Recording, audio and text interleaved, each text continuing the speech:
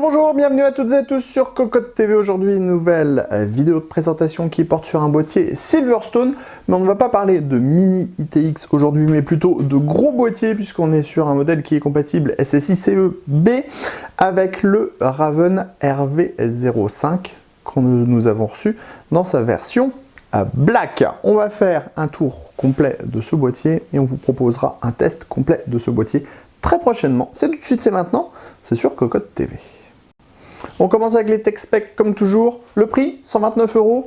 Après la compatibilité, on l'a déjà dit, on est sur du SSI CE-B, ATX, micro ATX, les dimensions 242 mm de large sur 529 mm de hauteur, 498 mm de profondeur. Et clairement, on trouve que le boîtier pour un format SSI CE-B est vraiment pas très gros en fait, il est plutôt raisonnable en taille. On est vraiment sur un format ATX et on est tout en hauteur, mais ça c'est dû à la conception qui est en fait inhérente au montage à 90 degrés, car tous les ports de la carte mère vont se retrouver dans le haut. Comme ça en fait la chaleur va naturellement monter et s'extraire du boîtier. Allez, on commence notre petit tour avec la face avant. Donc face avant full plastique, plastique brillant mais de très bonne qualité, marquage Raven ici. Ici on aura un éclairage bleu et ici on a une fente 5,25 pouces pour un lecteur optique de type slim. Juste au-dessus, alors on va y passer, on va tenir le boîtier comme ça, c'est pas ce qu'il y a de plus joli, mais c'est ce qu'il y a de plus pratique.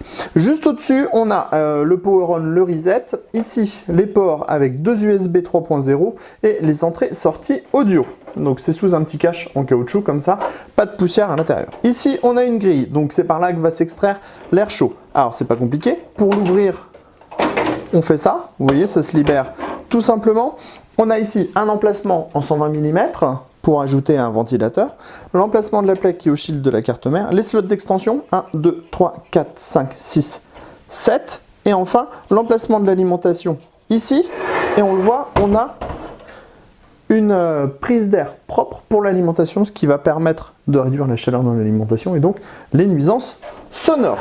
Donc on voit, on a aussi bien sûr des poignées, ce qui est plutôt pratique à l'usage.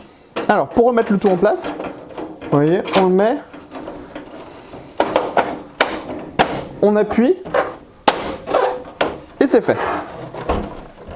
Alors sur le premier côté, maintenant on a une fenêtre donc, qui est toute petite, mais qui donnera vraiment une vue sur les composants essentiels de la machine. Dans le bas, on a un grand pied en plastique qui va surélever le tout et ce qui va permettre aux deux ventilateurs de 180 mm en air pénétrateur qui sont placés en dessous de s'alimenter en air frais, parce que l'air frais est en bas. Et donc l'air va être soufflé sur les composants et va ressortir dans le haut. Alors, à l'arrière, on l'a déjà vu, on a l'emplacement de l'alimentation.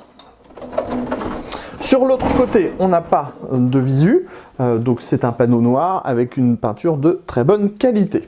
On va donc passer en dessous du boîtier. Alors, on va le tenir hein, aussi. On a les pieds avec une grosse couche de caoutchouc et on a un énorme filtre donc, qui est amovible.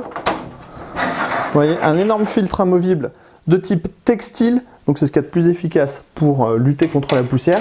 Et en dessous, on a donc les deux ventilateurs de 180 mm en air pénétrateur qui vont aspirer tout l'air frais pour l'envoyer à l'intérieur du boîtier.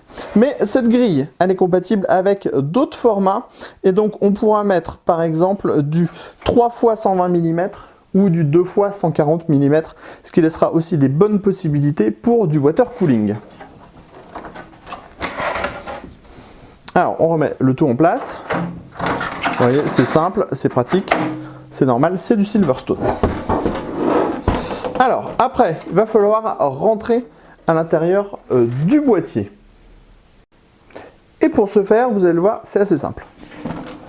On retire la grille supérieure. Donc, vous voyez, on pousse avec le pouce, ça libère ça. Ensuite, on prend les panneaux. Hop, et voilà, le boîtier est ouvert. Donc c'est quand même assez facile.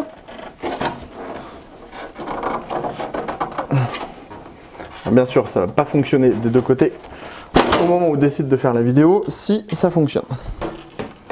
Donc on a retiré les deux panneaux et on a donc accès à tout le châssis de ce RV05.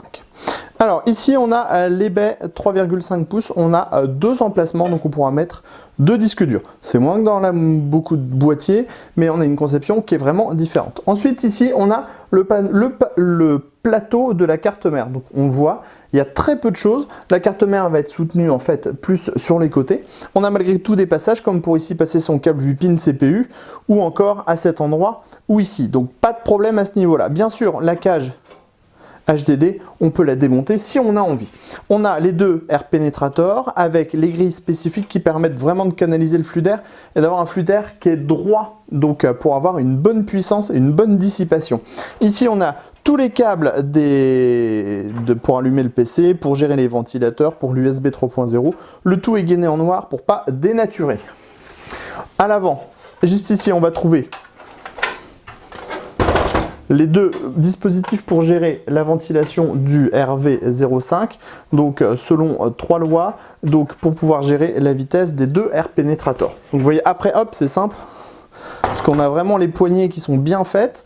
À l'arrière, il n'y a pas grand chose de spécifique à voir, hein. On a une meilleure vue sur le châssis. On a ici la baie 5,25 pouces de type slim, donc on met le petit lecteur ici et comme ça on peut utiliser un lecteur optique. Chose importante, on a aussi deux emplacements pour pouvoir mettre des SSD à l'arrière. Ce qui veut dire que si vous virez toute la cage HDD, vous pourrez toujours exploiter deux SSD ou un disque dur de type 2,5 pouces. Alors comme toujours chez Silverstone, on a un produit qui est de très bonne qualité, qui est plutôt joli, qui est efficace, qui est... on va vous remontrer, hein. On va refermer le boîtier, on l'attrape par la poignée, on prend la porte, on la fait glisser, on prend l'autre porte, même principe, on la fait glisser. C'est attaché, on a des systèmes de loquet qui permettent de tout sécuriser.